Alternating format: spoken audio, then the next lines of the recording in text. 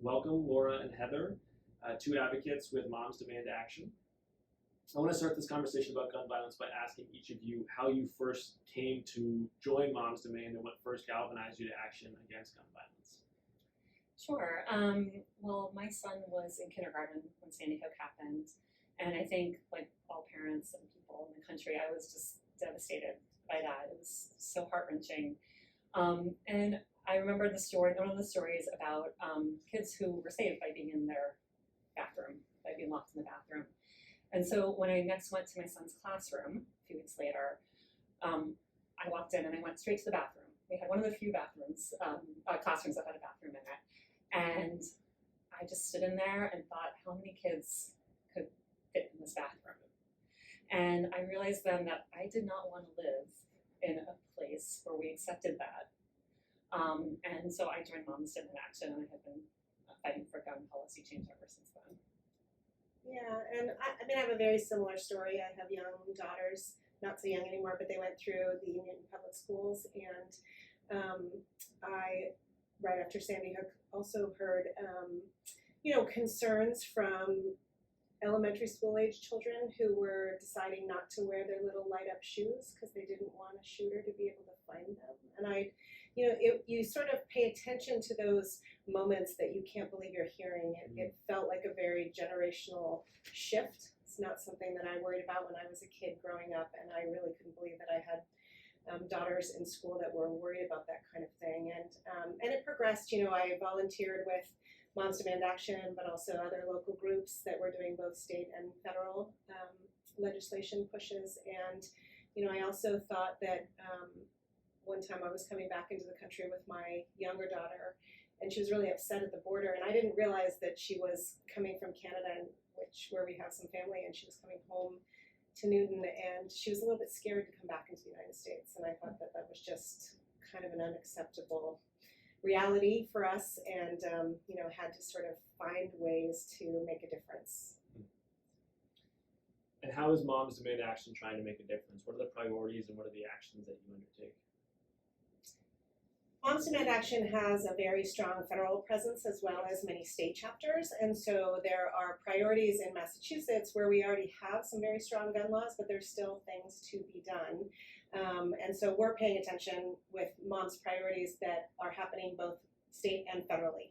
At the federal level, I think that the Moms Demand Action priorities are looking at background checks for all gun sales. There are loopholes in some ways in the background check laws that allow for independent or private sellers and gun shows to not have the background checks that federally licensed gun stores, manufacturers have to have. So that's one priority. There also is a push for looking at community intervention and funding, not just funding actually for community groups that we sort of look at the root causes of gun violence as well, but even also funding for the ATF so that we have some stronger regulatory authority over the laws that we've already passed. People talk about that a lot.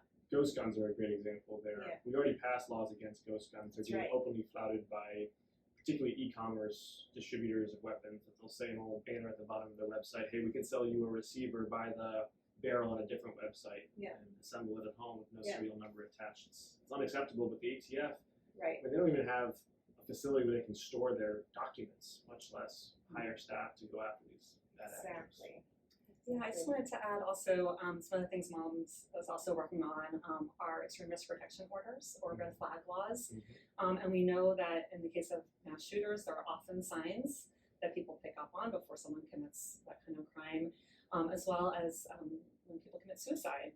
Oftentimes family members picked up on signs that might happen, warning signs. And extreme risk protection orders have been upheld as constitutional. And they're a way for loved ones and police to intervene when someone shows that they might be at risk for harming themselves or others. So that's another priority of Moms Demand Action. And I think another one that we're also working on locally is safe storage, child access prevention laws.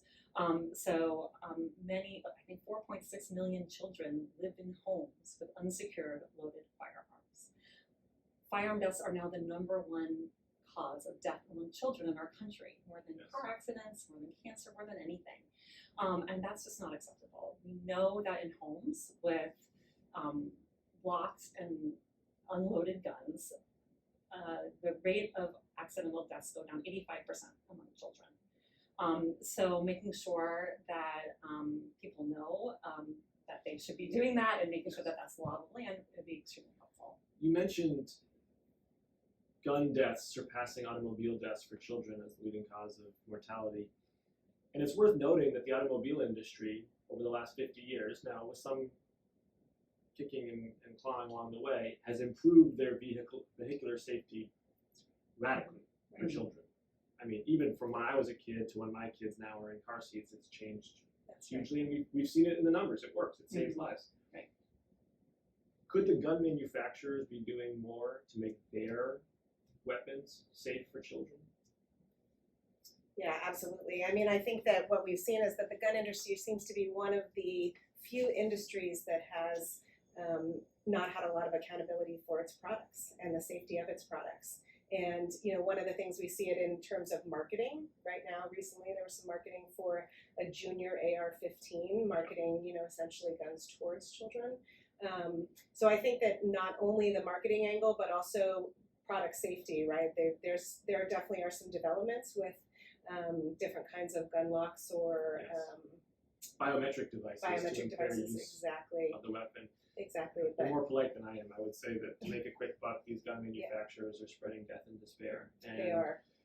They just don't care. Yeah. And unfortunately, the National Rifle Association is providing political cover for them. That's right. With the Republican Party, who's That's more afraid of the NRA than they are responsive to the needs of the children in their own districts. Right. And we clearly have to make the liability laws for these gun manufacturers much more severe, Yeah. so that they're going to be Absolutely. responsible for the application of their weapons. Absolutely.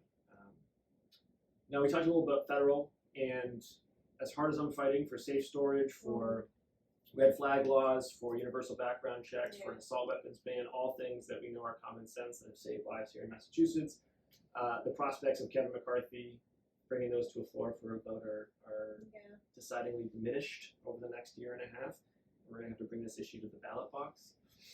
What can we do at the local level, and what have you done at the local level to try to push back against the spread of gun violence?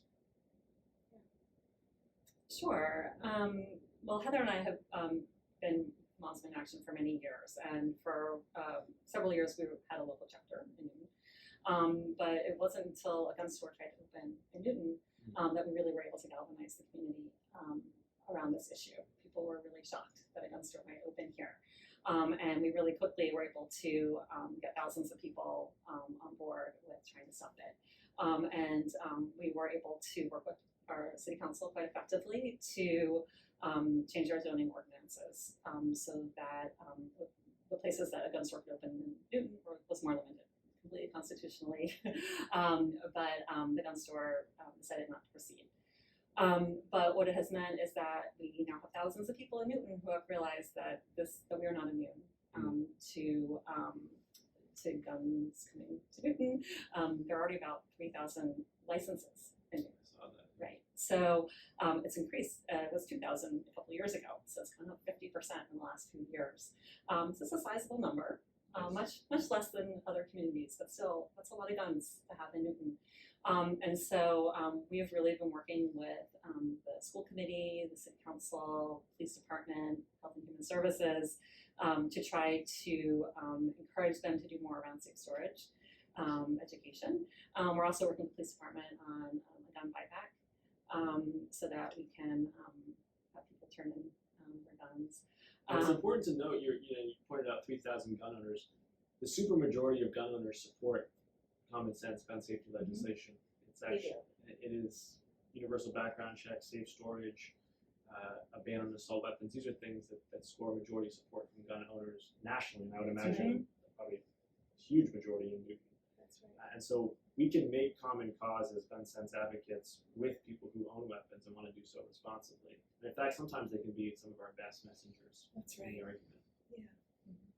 I mean, I think also that we're seeing that there's Massachusetts is a leader in, common sense gun laws that really have protected lives. And what I think that we saw in Newton is that there's increasing awareness that it's not just an issue somewhere else, right? And mass shootings or school shootings certainly get the attention, and this generation is growing up, in some ways, they're just afraid. There's kids that are afraid to go to school, and there's parents that are very aware of that. And so it's much more top of mind, but still, things like accidental shootings in the home or suicide are a much bigger risk. Yes. And, I think that what the challenge in a lot of this work is that you want to take enough preventative measures that you don't have something happen that galvanizes people to act, right? Mm-hmm. Right. And so we really advocate for, you are preventatively saving lives. You are trying to move things forward. And that's why I feel like we try to push on all levels, because I think that you can make a difference locally, you can make a difference at the state level, and, we appreciate your work at the federal level, because I think that, there are times when you can come together in a bipartisan bill and pass something that really does make a difference. Yeah, even if it's incremental. Exactly. Exactly. And with industry, I would love to see Yeah. sustained pressure on industry, because it's Yeah. there's only a small number actually of these manufacturers in the country who are producing the vast majority of these weapons, and the technology to make them safer is right there. So no That's right. whiz bang new stuff here that's That's been right. around for decades now. Exactly. And I just don't think that the naming and shaming yet has reached the crescendo that it needs to. I just wanted to reiterate that stricter gun policies do save lives. There's a narrative that more guns make us safer, which is just inaccurate. We have more guns than any other country on earth. We have the highest gun ownership rate, and we also have the highest gun homicide rate.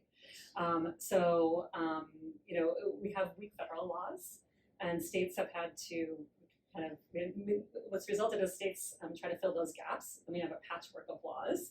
So it's allowed us to really look at guns with states with weak gun policies and states with strong gun policies, and you can see that it's incredibly well related.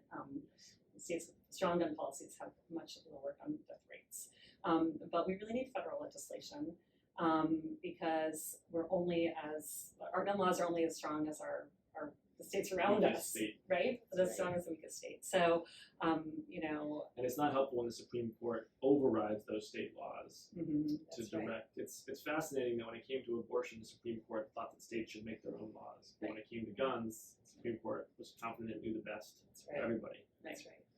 And it has directly affected the efficacy of Massachusetts and New York and other states' very strong and effective gun laws. Yeah. We've actually had to take a step backwards now because of them. That's right. Which just increases the necessity for organizations like yours.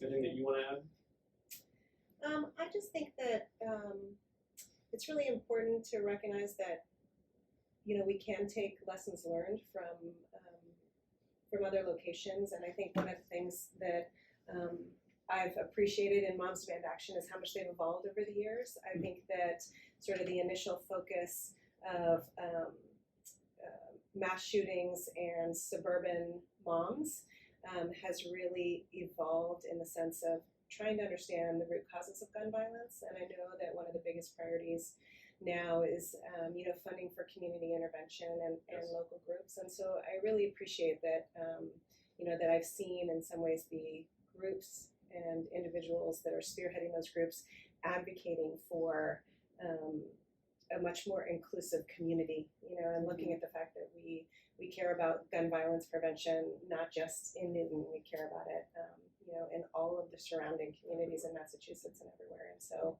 you have a lot of communities that you represent, and I appreciate, your work to help with that.